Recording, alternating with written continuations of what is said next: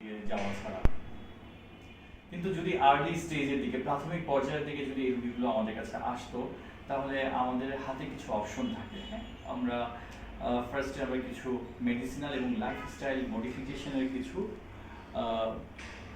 Advice তাদেরকে বা উপদেশ তাদেরকে দিয়ে থাকি, যে এইভাবে যদি লাইফটাকে মডিফাই করে বা এইভাবে মেনটেন করে যদি একটা স্ট্রাকচার ওয়েতে যদি তারা জীবনযাপন করে, তাহলে এই প্রবলেমটা যদি বাধেও সেটা হয়তোবা আরও 10 বছর বা 15 বছর বিলম্বের মাধ্যমে হবে। হ্যাঁ, আর যদি এই নিয়মের মধ্যে যদি চলে, তো হয়তোবা এই রোগ তাদের ধরা ছোঁয়ার কাছেই আসবে না।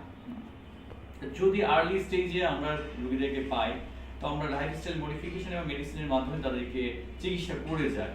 কিন্তু যেগুলো স্টেজ 2 বা স্টেজ 3 দিকে যে সমস্ত রোগীগুলো থাকে, মানে আর্লি স্টেজ 3 যেটাকে বলতে পারি আমরা, তো মূলত স্টেজ 2-তে, তো এই রোগীগুলোর ক্ষেত্রে আমরা নতুন একটা টেকনিক অ্যাপ্লাই করছি রিসেন্টলি, অ্যাডভান্স টেকনিক। তা হচ্ছে যে রক্ত রস থেকে আমরা তৈরি করি এক ধরনের রক্ত রস থেকে এক ধরনের তরল বা পানি তৈরি করি। হ্যাঁ, যেটাকে আমরা পিআরপি বলি। এটা একটা অ্যাডভান্সড টেকনোলজি এবং এটা বলা যায় যে সম্পূর্ণ পার্শ্ব প্রতিক্রিয়া মুক্ত, কেমিক্যালবিহীন, প্লাস নন অ্যালার্জি। হ্যাঁ, এটা পেশেন্টের এখানে কোনো মেডিসিনের কোনো রকম কোনো সম্পৃক্ততা থাকে না। প্লাস এই থেরাপির মধ্যে যে রোগীগুলোকে রাখি তাদেরকে আগামী 6টা মাস, ন্যূনতম 6টা মাস তাদেরকে আমরা পেইন কিলার থেকে একদম দূরে রাখি। এতে রোগীর দুই দিক থেকে বেনিফিট হচ্ছে। এক নম্বর হচ্ছে যে যে সমস্ত রোগী দীর্ঘদিন 5-10 বছর ধরে পেইন কিলারে অভ্যস্ততা অর্জন করেছে, সেই রোগীগুলো এই 6 মাসের মাধ্যমে পেইন কিলার নামক জিনিসটা থেকে তারা অনেকটা দূরে সরে যায়, এক নম্বর। আর সেকেন্ড পয়েন্ট যেটা, তা হচ্ছে এই পেইন কিলারের কারণে রোগীর যে পার্শ্ব প্রতিক্রিয়ার কারণে যে ক্ষতি সাধন হয়, যেমন কিডনি, লিভার, পাকস্থলীতে আলসারেশন থেকে শুরু করে যে সমস্ত বড় বড় সমস্যাগুলো ডেভেলপ করতো, সেগুলো থেকে কিন্তু রোগী সাময়িকভাবে হলেও কিন্তু মুক্তি পেয়ে যাচ্ছে। তো মূলত এই প্রক্রিয়াটার উদ্দেশ্যটা কি থাকে?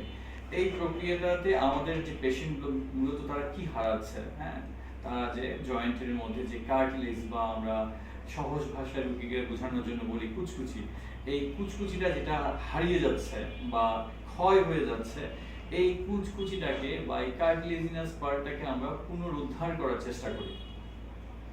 কিভাবে পুনরুদ্ধার করি?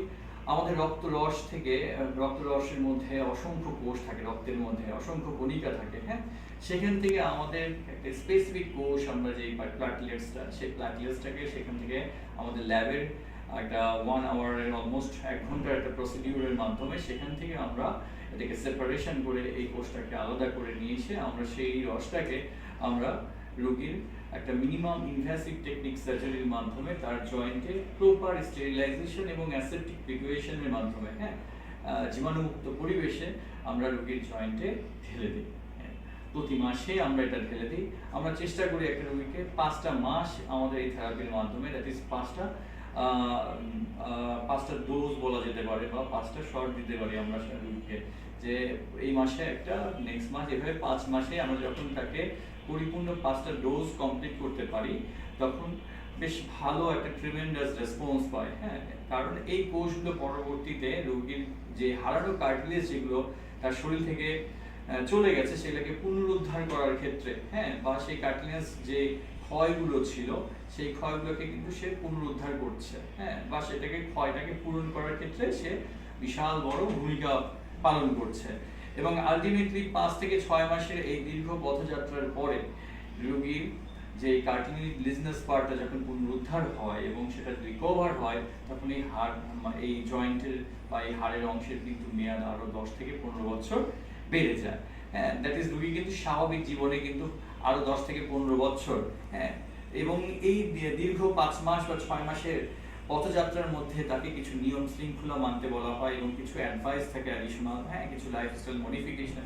যখন এই সব কিছুর একটা সমন্বয় থাকে, এই সমন্বয়ের মধ্যে দিয়ে কিন্তু রোগীর একটা পারফেক্ট একটা ট্রিটমেন্ট প্রোটোকলটা কমপ্লিট হয়। হ্যাঁ, এবং 6 মাস পর থেকে রোগী মোটামুটি একটা ভালো একটা জীবনে বা স্বাভাবিক জীবনে সে চলে যাওয়ার মতো সক্ষম হয়ে ওঠে। হ্যাঁ, কিন্তু যারা আর্লি একটা বা দুটা ডোজ নিয়ে যারা চলে যায় একটু বেটার ফিল করার সাথে সাথে, তারা কিন্তু আবার পুনরায় ফিরে আসে। কিন্তু যারা কমপ্লিট ডোজ এবং কমপ্লিট এই ট্রিটমেন্ট প্রোটোকলের মধ্যে দিয়ে যাচ্ছে, তারা কিন্তু মোটামুটি 5 বছর 7 বছর, এমনও অনেক রোগী দেখেছি যে দীর্ঘ সময় ধরে তারা খুব ভালো অ্যাক্টিভলি লাইফ লিড করছে, ফাংশনাল ওয়েতে তারা কাজ করে যাচ্ছে, যে সব ধরনের অ্যাক্টিভিটিস করে যাচ্ছে। দ্যাট মিনস এই ট্রিটমেন্ট প্রোটোকলের মধ্যে কোনো সাইড ইফেক্ট নাই।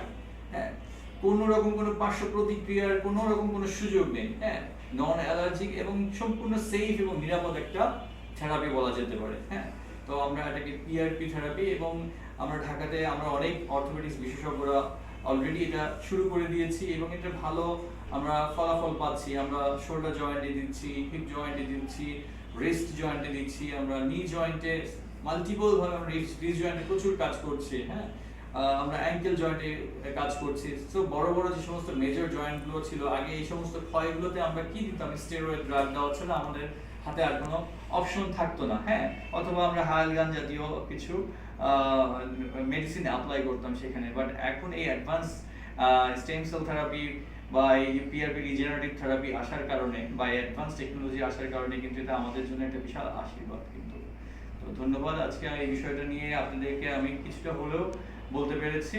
ইনশাআল্লাহ পরবর্তী সময়ে আরেকটা বিষয় নিয়ে আমি আলোচনা করব, এবং আপনাদের জন্য শুভকামনা থাকবে। আর আমরা আছি সবসময় আপনাদের পাশে, যে কোনো প্রয়োজনে অবশ্যই অর্থোপেডিক্স বিশেষজ্ঞের সঙ্গে সাক্ষাৎ করবেন। ধন্যবাদ।